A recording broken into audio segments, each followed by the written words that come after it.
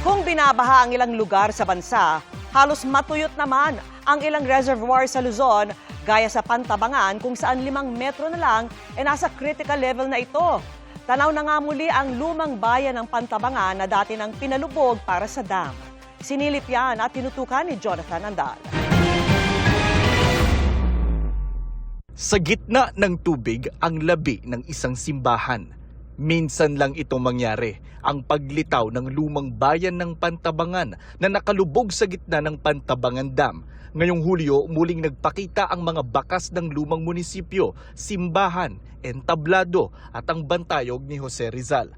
Mula nang palubugin noong 1970s para bigyang daan ang pagpapagawa ng Pantabangan Dam, pang-5 beses pa lang itong lumitaw ngayon na nangyayari lamang tuwing may El Nino. Ibig sabihin, lumilitaw ito kapag nauubos ang tubig sa Pantabangan Dam.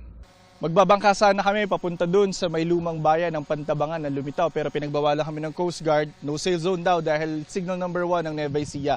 Ipapakita ko po sa inyo ngayon kung gaano nakaraming tubig ang nawala dito sa Pantabangan Dam. Ito po ang kinatatayuan ko, pati po lahat ng lupa na nakikita nyo sa likod ko, sa inyong screen. Lahat po ito nakalubog last year, November 2025. Pero dahil po sa El Nino, ganito na ang nangyari sa Pantabangan Dam. Nag-start po ito noong November 13, yung start po ng dry cropping period po namin. Dire-diretso na pong pababa hanggang ngayon po. Mula noong November 2025, nawalan na ang dam ng mahigit 37 meters ng tubig. Katumbas yan ng 1.5 trilyon na litro ng tubig o 630,000 na Olympic-sized swimming pools. Hanggang dito po sa ilalim ng tulay na ubos ang tubig. Ito pong kinatatayuan ko. Punong-puno po ito ng tubig last year 2025. Ayun, kung makikita po ninyo yung marka pa dyan sa may kulay puting ng pader na yan. Yung view deck, ayun, nasa taas.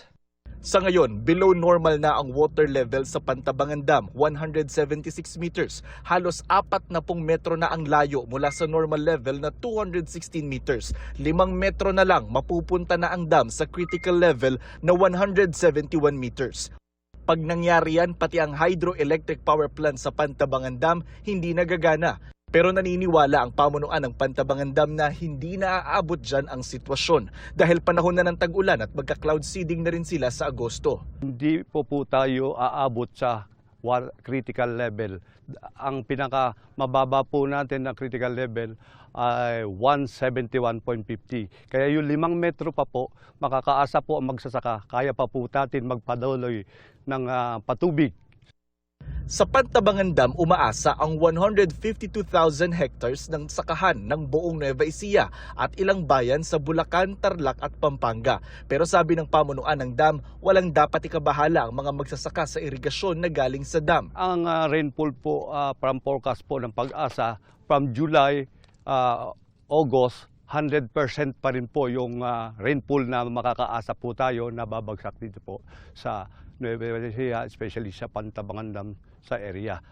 And then yung September, October po, halos 80 to 90% pa rin po yung rainfall na maaasahan natin base sa forecast po ng Pag-asa, sir. Ayon sa Pag-asa Hydrometeorology Division, normal lang ang paglitaw ng mga istruktura sa Pantabangan Dam. Kahit po sa mga dams natin, ganun po. Pagka sumadsad po talaga yung elevation niya, may makikita tayong mga istruktura dyan na lumilitaw. Pero di lang ang Pantabangan Dam ang nakakaranas nito. Ang level ng tubig sa Angat Dam sa Bulacan patuloy ring bumababa. Kamakailan nga, nag-viral ang video na ito ng isang netizen. July 20, 2026. Ayan na po yung kalagayan dito sa dike. Tuyot na. Na nakitang tuyot na ang dulong bahagi ng Angat Dam. Nasa 150.98 meters ito as of 8 AM ngayon na all-time low mula sa 151.45 meters kahapon. Malayo pa sa normal high water level na 210 meters. Mula sa Pantabangan, Nueva Ecija, Jonathan Andal, Nakatutok, 24 Oras.